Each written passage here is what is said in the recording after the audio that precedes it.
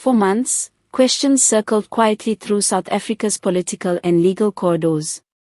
Tonight, those questions sharpen into focus, as new developments suggest that police have uncovered information that could fundamentally change how one high-profile figure is viewed, and how institutions respond when power and accountability collide.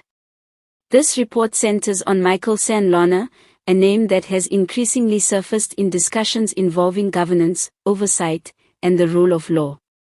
According to multiple sources familiar with ongoing inquiries, recent investigative steps by law enforcement have brought to light findings that were previously unknown to the public.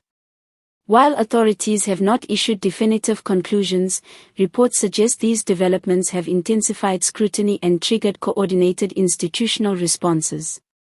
What follows is a factual, responsible examination of who is involved, what has reportedly been discovered, when and where these developments unfolded, and why they matter in South Africa's current political climate.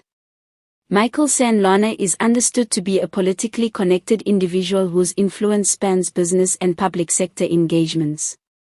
Over time, his name has appeared in media reporting and public discussions related to governance processes and oversight mechanisms.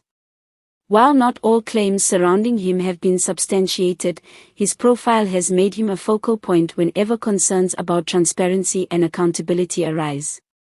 It is within this context that recent police actions have drawn heightened attention.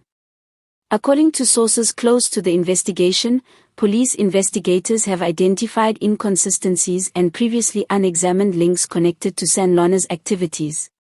These findings reportedly emerged after a review of documents, communications, and financial records obtained through lawful investigative procedures. Importantly, allegations have emerged, not conclusions. Authorities are said to be treating the information as part of a broader evidentiary picture, rather than as proof of wrongdoing. Officials have emphasized that the investigative process remains active, and that all individuals involved retain full legal rights. What has made these developments particularly significant is not just the content of the findings, but the timing. Sources indicate that the information surfaced amid growing public pressure on institutions to demonstrate independence and effectiveness. The reported discoveries came during the past several weeks, following intensified investigative activity by specialized police units.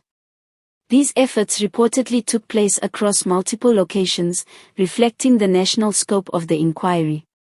While authorities have been careful not to disclose operational details, according to sources, coordination between police, prosecutorial services, and oversight bodies has increased.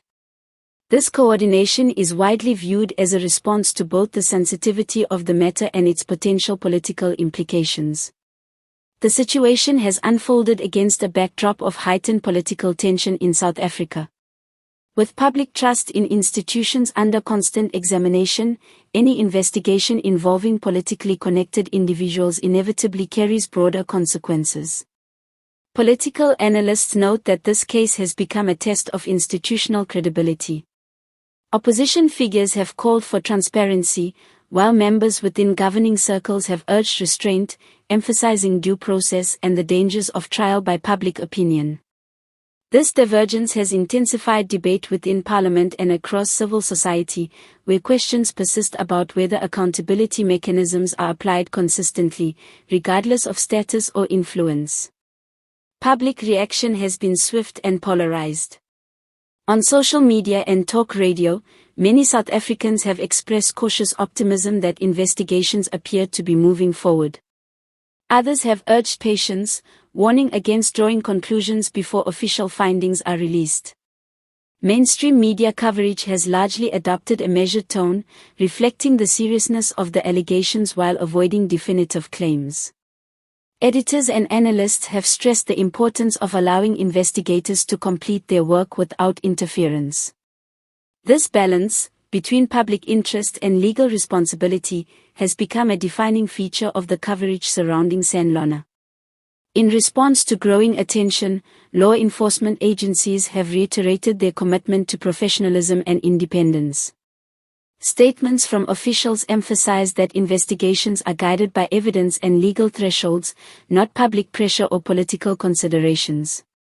Oversight institutions, including parliamentary committees and watchdog bodies, are reportedly monitoring developments closely.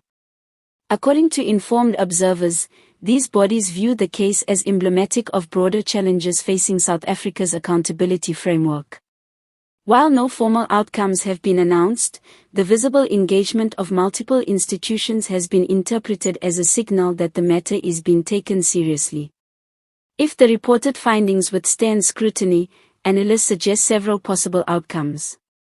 These could range from further investigative steps and formal inquiries to institutional reforms aimed at closing identified gaps. It is critical to note that no outcome should be assumed. Legal experts caution that investigations often evolve, and initial findings do not always result in charges or formal actions. However, they also emphasize that the mere existence of credible inquiries can have lasting political and reputational effects. For South Africa, the broader consequence may lie in how transparently and fairly the process is handled, rather than in any single result. Beyond the individual at the center of the story, this case resonates because it touches on enduring national questions. Can institutions operate independently under pressure? Is accountability applied evenly across society? And can public confidence be strengthened through due process rather than spectacle? These questions are not new, but moments like this bring them into sharp relief. As police continue their work and institutions weigh their responses, the story of Michael Sandlana remains unfinished. What is clear, however, is that South Africa is watching closely, not for sensational outcomes, but for evidence that the systems designed to protect democracy are functioning as intended. In the days ahead, the true measure of this moment will not be found in headlines alone, but in whether the principles of accountability, fairness, and the rule of law are upheld, quietly, consistently, and without fear or favor.